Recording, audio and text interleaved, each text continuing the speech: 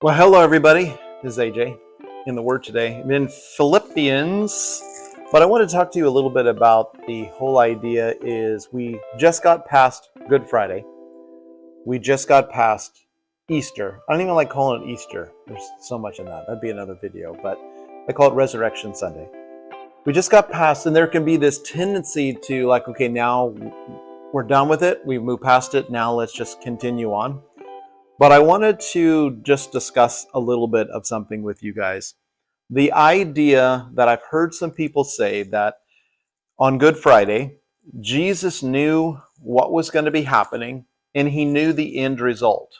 And because he knew the end result, what he went through wasn't that much of a trying experience, other than the pain aspect of it.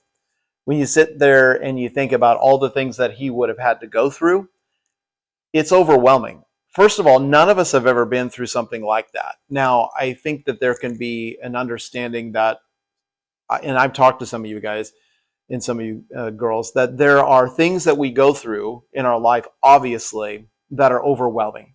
Could be health battles, could be losing a loved one, it could be having issues with our kids and struggles that they're going through. So there are a lot of things, of course, that we look at and we're like, okay, we understand stress. We understand turmoil. We understand things that are overwhelming in our lives. But I don't think we could ever possibly fathom taking all of mankind's sin onto us.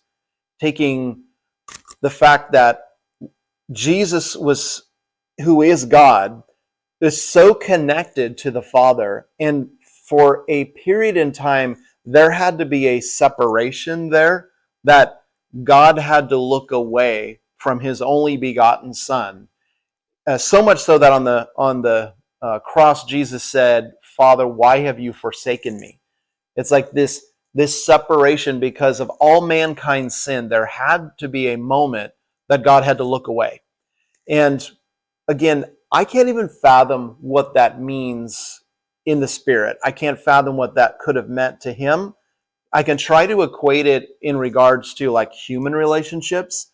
Like if my wife or my kids, if they were like, you know what, I just don't want anything to do with you, how that would feel.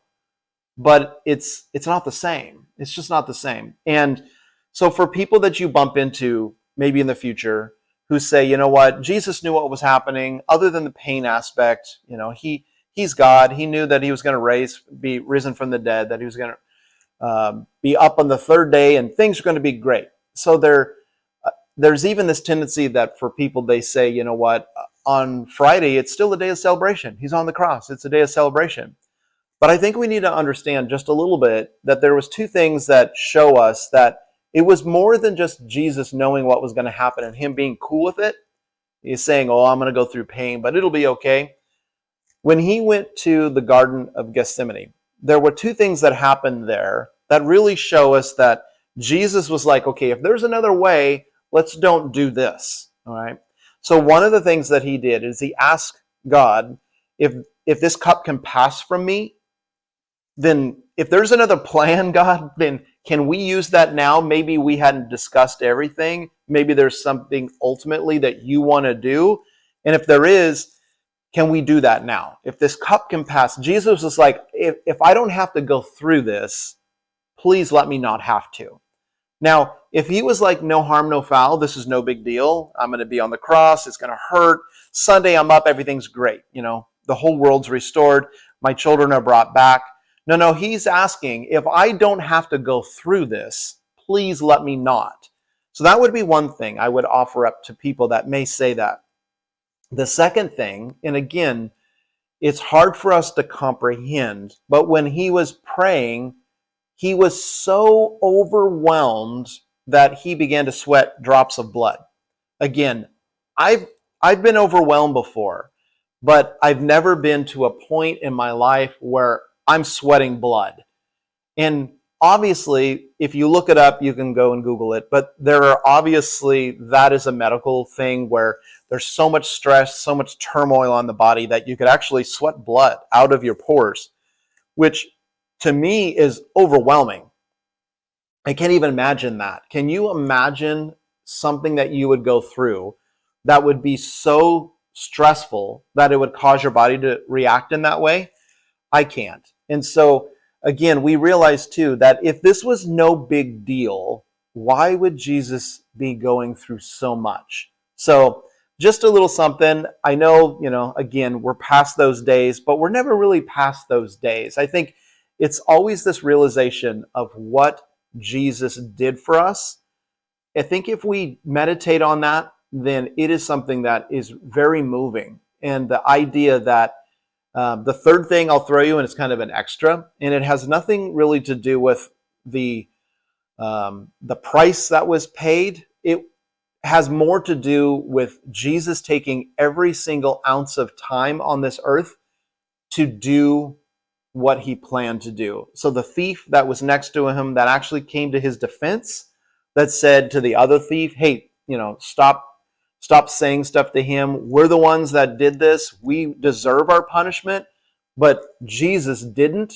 And he asked Jesus to remember him when he gets into his kingdom. And Jesus says, today you'll be with me in paradise. The amazing thing that even moments before his death, moments before, Jesus leaves the 99 million billion of us to grab the one. He was looking for that 1 ounce of faith that thief would have.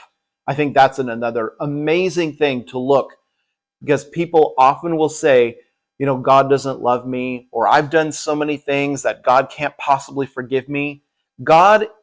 Jesus specifically, is looking for the one out of the 99 who just has the faith to believe. So if you found this video today, I hope it blessed you. I hope it gives you something to think about. I hope it also allows you to give you something to talk to others about. But just be blessed. If you could do me a favor, if you give me a like and subscribe, that would be primo. And we'll catch you on the next video. Take it easy.